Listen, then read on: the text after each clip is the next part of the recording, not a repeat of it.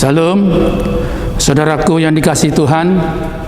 Marilah kita mendengarkan firman Tuhan yang saya bacakan dari Mazmur pasal 123 ayat 3. Demikianlah dikatakan, kasihanilah kami ya Tuhan, kasihanilah kami, sebab kami sudah cukup kenyang dengan penghinaan. Luar biasa yang dialami oleh pemazmur. Dia sudah cukup kenyang dengan penghinaan. Saudaraku, siapa sih di antara kita mau dihina? Dan itulah kenyataan. Dia bagaikan tamu yang tidak diundang. Kapan saja dia bisa datang, di mana saja dan oleh siapa saja kita bisa mendapat penghinaan atau hinaan. Yang jelas tidak enak, bukan? Kalau kita mendapat hinaan, siapapun orangnya, pasti kita tidak suka. Tetapi oleh pengalaman pemazmur, dia dengan tegas mau mengatakan kepada kita, apa itu? Semakin dihina, justru kita semakin setia kepada Tuhan.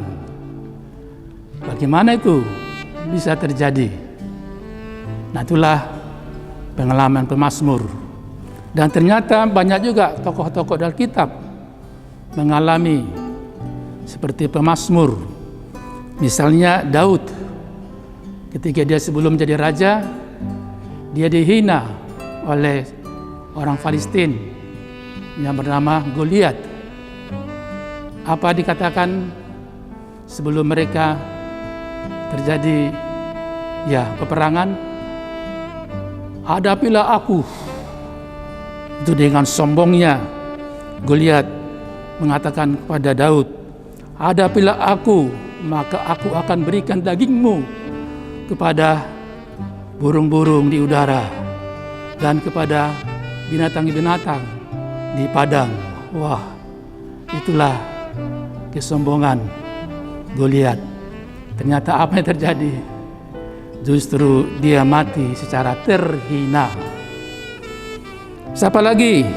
Yeremia juga pernah mendapat penghinaan, yaitu dia korban dari berita bohong, kabar bohong.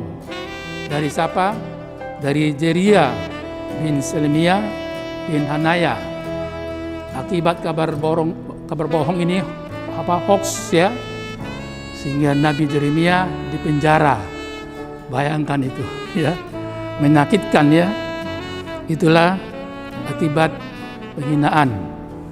Nabi hamba Tuhan itu mendapat penghinaan, penderitaan, tetapi Tuhan menyelamatkannya, itu melalui bukan dari orang Yahudi sebangsanya, bukan, dari orang Ethiopia bernama Ebed Melech.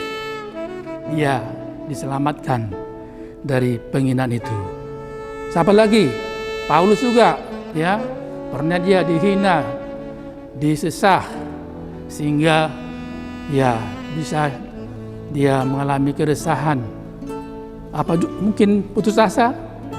Ya, nama manusia ya yang cukup menyesakkan kalau mendapat penghinaan.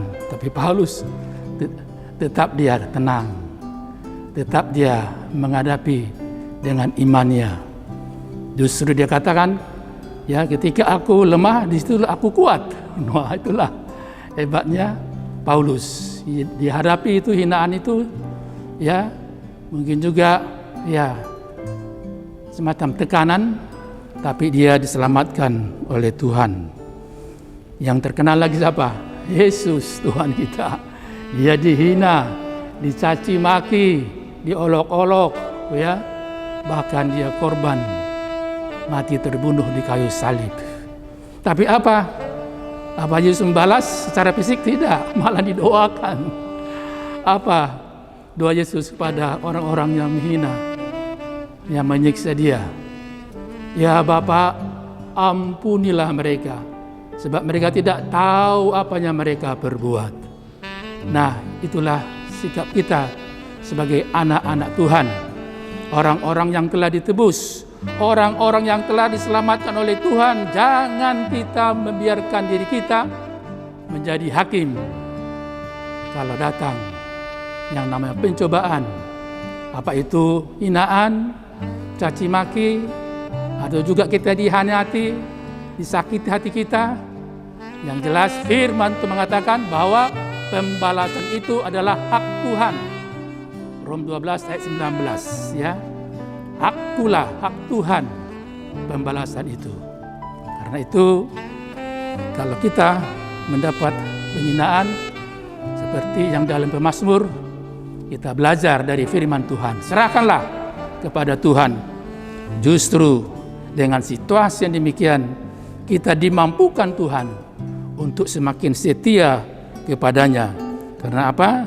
Semakin kita dihina, justru kita terdorong semakin kita setia kepada firman-Nya, setia kepada belas kasihan Tuhan. Hanya Tuhanlah satu-satunya penolong hidup kita dalam keadaan bagaimanapun. Tetaplah kita berserah kepada Tuhan. Amin. Kita berdoa. Terima kasih Allah Bapa yang kami kenal dalam Yesus Kristus, yang sungguh-sungguh peduli dengan kehidupan kami, anak-anak-Mu yang telah Engkau tebus, yang telah Engkau selamatkan.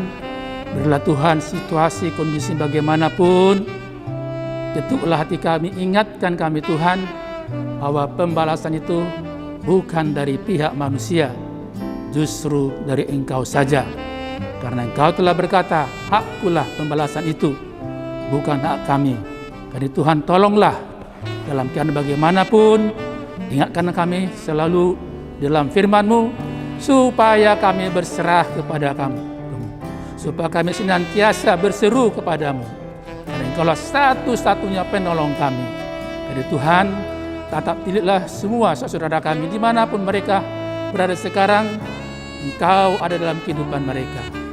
Engkau senantiasa ada di depan mereka. Berkati Tuhan apa yang dikerjakan tangan dan oleh pikirannya, sehingga saudara kami Tuhan tetap setia kepadamu. Terima kasih Allah Bapa yang baik, terpujilah nama-Mu kekal sampai selama-lamanya. Amin. Anugerah dari Tuhan Yesus Kristus dan kasih Allah Bapa dan persekut Roh Kudus menyertai kamu. Amin.